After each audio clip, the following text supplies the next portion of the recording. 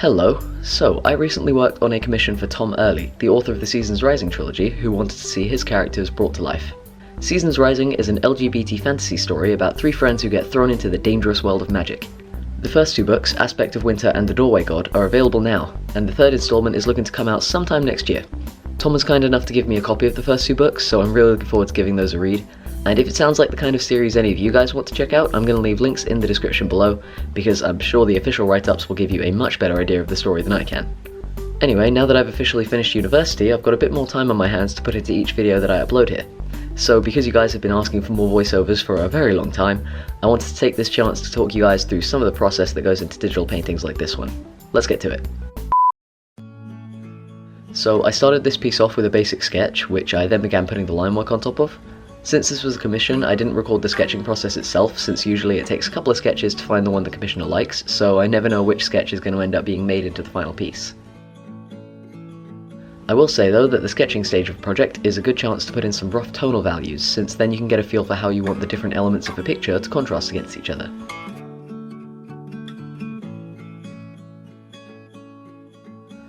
The program I use for my drawings is Paint Tool Sci. I think I've mentioned this in a video from a while ago, but for my line work I prefer to use the marker tool. Nothing special or fancy about my brush settings, but I do tend to draw my lines on layers set to the shade blend mode. Stuff like the opacity and the colour of the line work is kind of up in the air depending on what I'm drawing, but I do find that the shade mode tends to let the colours underneath the lines show through them a bit, which makes the image look a lot less flat.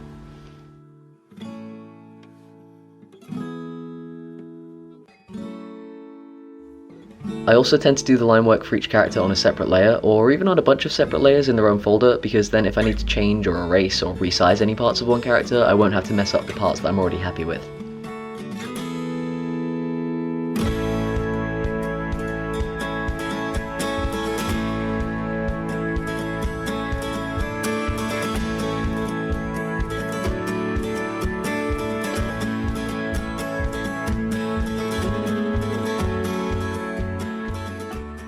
For the colour, I start off by applying the flats.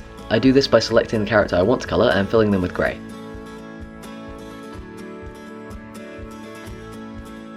After that, I make a clipping layer above the grey one I just made, and start painting the basic colours in. Clipping layers are really handy for applying colour, because whatever marks you make on them will only be visible on top of whatever's on the layer below them, which means that you can be really messy when applying the colour and go all painty with it, but it'll never go outside of the lines. Unless you turn the clipping off.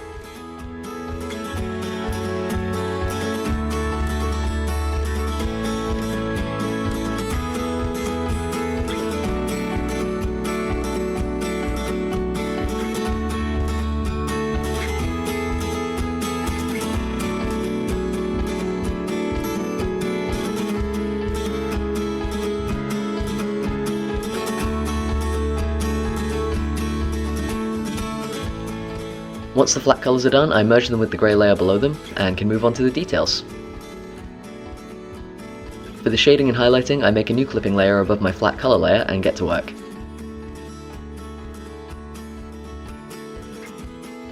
Since it was a summary setting, this piece called for a lot of flesh tones.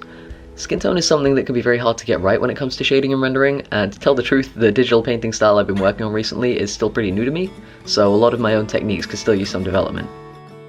One thing that I can't recommend enough though, especially when you're still developing your style like I am, and like most artists are forever actually, is to draw from references. And when I say that, I don't just mean like studying realistic photos or the work of other illustrators. In fact, I think the thing that's helped me the most when it comes to learning how to paint faces in particular has been watching doll repainting videos. Somehow the attention to detail they have to put into certain parts of the face to really accentuate them made me aware of the elements that I'd need to bring out in my own 2D illustrations. I think the moral of the story there is that even the most unlikely sources can be incredibly useful, so don't limit yourself to only learning from your own field.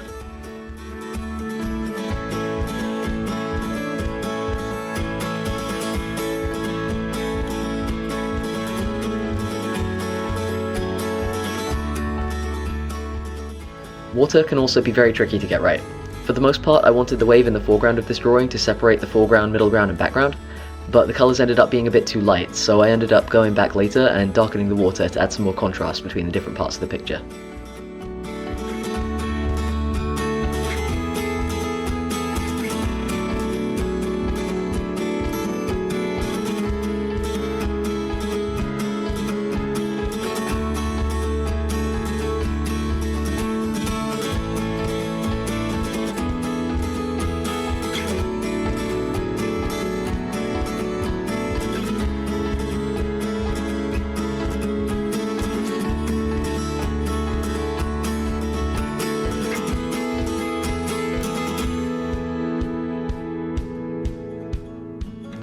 When painting the other two characters, I applied gradient shading to the key elements of their bodies, such as the shoulders, arms and faces, and then went in with some more solid brushwork to give them detail and definition.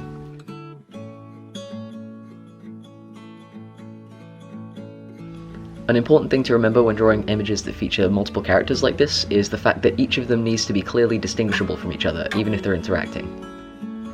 One of the simplest ways of keeping up this definition is through colour, so make sure to bear each character's palette in mind when you're painting. Each of these guys had a pretty defined colour scheme from what I could tell, which made them a lot easier to work with.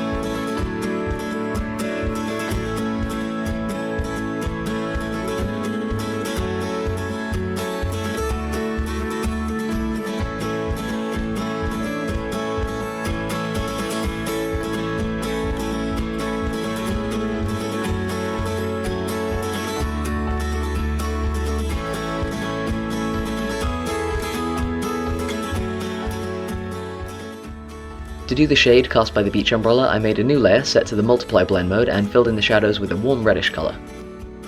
One thing that you generally want to avoid when using multiply layers is doing shading in solid black, since that makes the colours underneath look pretty dull. Even a coloured shadow that's a bit more on the grey side will have a lot more life in it than a solid black one.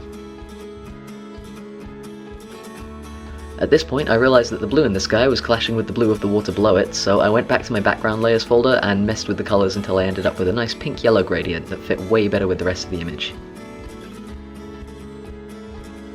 One of the last things I always do when working on an illustration is to put a solid overlay across the whole image to tie the colours together.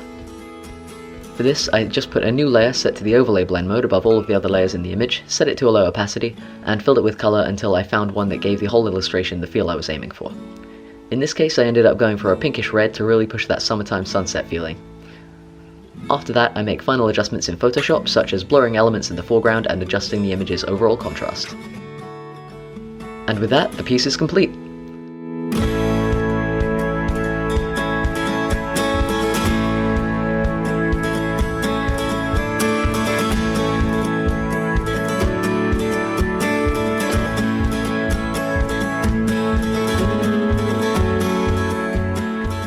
I had a lot of fun putting this piece together, and Tom was an absolute superstar to work with, really nice person. So like I said at the start, if you want to check out the Seasons Rising trilogy and give Tom and his characters here some love, there are going to be links in the description for that, and if you want to check out more of my work, there's going to be some links to my stuff both in the description and on the screen somewhere as well. I'm also hoping to get more videos with voiceovers out to you guys in the future, so if there are any elements of the drawing process that you want me to go into more detail about, then make sure to let me know down in the comments and I'll see what I can do. For now though, thank you very much for tuning in, and I will hopefully see you next time. Peace out.